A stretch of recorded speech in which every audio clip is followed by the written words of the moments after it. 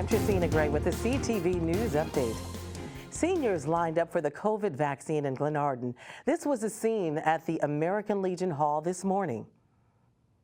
The Prince George's Housing Authority teamed up with Luminous Health to administer the vaccine. Residents were told to come back on April 16th for their second shot. Officials say these local clinics are vital to getting communities back to normal. When you look at distribution amongst African American population, people of color, people of lower incomes, it's just a way for us to better connect at the ground level to make sure that they know that they have a choice and they have access to the vaccination as well. I'm here to get my COVID shot because my husband, he's in a program for dementia, and I want to make sure he's fine and I'm fine and life can go on. The Maryland Health Department reports more than 1,100 new COVID-19 cases in the last 24 hours. The agency also reports 18 additional deaths from the virus.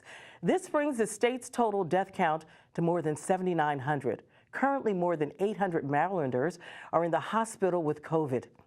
Maryland expands and accelerates COVID-19 vaccine eligibility. The state will allow groups in the Phase 2 distribution plan to get the vaccine started next week. On Tuesday, Marylanders 60 years old or older can get the shots. Governor Hogan says that by April 27th, all Marylanders 16 years old and older will be eligible. All individuals who are currently eligible under Phase 1 but have not yet been vaccinated will continue to be prioritized for appointments at all of our mass vaccination sites. I also want to continue to remind Marylanders that just because you become eligible for a vaccine does not mean that you can immediately get a vaccine, and that we can't schedule appointments for vaccines that we don't have or that don't yet exist. To find a vaccination clinic nearest you, visit marylandvax.org. A Maryland lawmaker is speaking out against hate crimes targeting the Asian American community. State Senator Clarence Lamb calls on Americans to step up against the violence and harassment aimed at Asians. Lamb says his district has seen an uptick in incidents of vandalism and verbal assault. My concern is that the number of hate crimes or bias instances that have occurred and been reported is actually an underreporting of what's actually taking place. That many Asian Americans will, have a reluctance to report it to law enforcement or to speak out publicly against this. And so, I think we as a community do need to encourage others that are seeing these types of instances and experiencing these biases themselves to actually speak up so that we have a true sense of the magnitude of the problem. Lamb blames the Trump administration for the rise in hate crimes. County Executive Angela Alsobrooks says Prince George's is a behavioral health clinic desert, but that will soon change. The county has partnered with Luminous Healthcare to build and operate a behavioral health facility. Alsobrooks explained to lawmakers at a Prince George's County delegation meeting why such a facility is needed in the county. We know, and this number knocks my socks off every time I hear it, it's 70% of all of the people we arrest on any given day and take to our Department of Corrections here in Upper Marlboro are intoxicated when they arrive. 70% of the people that our police arrest and take to the Department of Corrections. We also know that a third of all of the individuals who we arrest and take to our Department of Corrections on any given day suffer from mental health conditions. And the saddest part of all of this is that we have, as a society, decided that it is more convenient for us to treat people who need love, compassion, and health care in jail than to treat them in facilities that respect their dignity. Funds for the facility will come from the $20 million Alsobrooks reallocated away from a public safety training facility. The U.S. House passes 2 proposals that offer a path to citizenship for dreamers and farm workers. The measure could affect 11 million undocumented immigrants living in the U.S. Democrats were joined by 9 Republicans in approving the American Dream and Promise Act, which passed by a vote of 228 to 197. More than 2 million dreamers or unauthorized immigrants who came to the U.S. as minors could gain permanent legal status under the measure and eventually citizenship. Prince George's County Public Schools will do a 180 with its decision to move a Montessori school in Seabrook.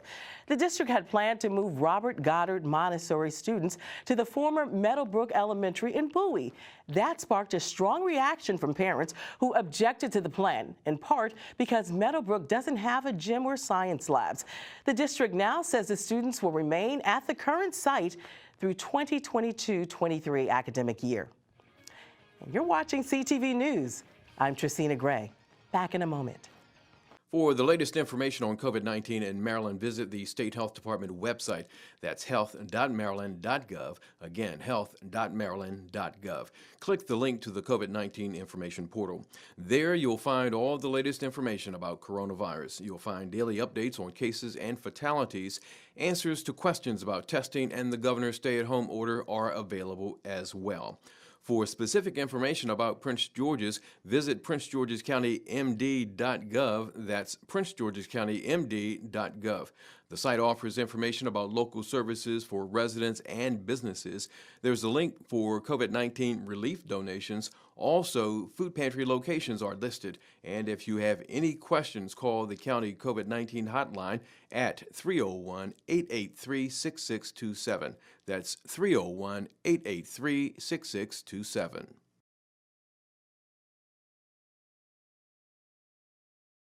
There have been 28 homicides in Prince George's County so far this year. That number includes one that happened last night in Marlow Heights. Police say a man whose identity has not been released was shot at around 5:30 at the 4300 block of St. Barnabas Road near Branch Avenue. He was pronounced dead at the scene. Anyone with information on the shooting is asked to call police. 2 suspects are in custody, charged with a fatal shooting in Oxon Hill. 18-year-old Romel Cheatham and 19-year-old Lawrence Ford Jr. have been charged with robbery and first-degree murder. They're accused of shooting Cavante Clyburn 2 weeks ago in the 4900 block of Glass Manor Drive. Both suspects are being held on a non-bond status. In other news, the Maryland Senate passes the Juvenile Restoration Act. The bill imposes limitations and reductions on how juveniles are sentenced if they are convicted as adults. Delegate Jazz Lewis has cross-filed the measure in the House. Essentially, they served time longer than they were alive at the point at which they made the offense. And the Supreme Court over the last decade has had 4 rulings essentially saying that it's cruel and unusual punishment to sentence children to die. So this affected not just the death penalty, but also giving them life sentences. And the Supreme Court has stated that we need to give these children, people sentenced as children, a meaningful opportunity for review before the court. So the bill I introduced does exactly that. It's actually passed a number of conservative states with Republican sponsorship. West Virginia, Ohio, Kentucky have all passed this legislation, as well as what we would consider more moderate states like Virginia last year passed this exact same legislation, and Washington, D.C. has already passed this legislation as well. Lewis says the bill is gaining support in the House now that it has passed the Senate. The Federal Energy Regulatory Commission renews a Conowingo Dam license to Exelon for 50 more years. The settlement has enraged environmental groups and watermen because the agreement has no stipulations for cleaning up the Chesapeake Bay. They say the decision leaves Bay State taxpayers responsible for paying for the dam cleanup. The group Waterkeepers Chesapeake estimates that it will cost between $53 to $300 million annually to implement a cleanup plan. The county's Economic Development Corporation held a special town hall for Prince George's businesses this morning. Senator Ben Cardin participated in the event and gave an update on what businesses can expect from the American Rescue Plan. Cardin says the rescue plan allocates $176 million for Prince George's County. That they can use for just about any purpose other than tax cuts or backfill tax cuts or pension obligations. They can use this for any type of need that they've had as a result of the loss of revenues or COVID-related expenses. That's not the end. In addition, we provide an equal sum of money nationally to go directly to our municipalities. The county's Chamber of Commerce co-hosted the event. Bowie State students are squaring off against 16 HBCUs this weekend. The university's quiz team is competing in the Honda Campus All-Star Challenge. The showdown is being held virtually this year due to the pandemic. Students will answer a range of questions about science and even pop culture. If BSU wins this weekend, they head to the national championship tournament for a chance to win $75,000. I'm excited, a little nervous, obviously, but I am confident in the practice and the work that our team has put in, along with our coach. So I'm confident that we'll make Bowie proud. I am very proud of my team. You know, I've worked with them for more than 4 years at this point, and honestly, each year they've gotten better. I think they can win it all this year, and I expect nothing less. The All-Star Challenge runs tomorrow and Sunday. If you're a movie buff and you want to get out of the house, well, AMC is back. The theater chain is resuming operations around the country today under COVID guidelines. Masks are required, seating is limited, and you'll be asked to follow health and safety precautions. If you are well and symptom-free, welcome back to the movies. The box office is open and ready for business.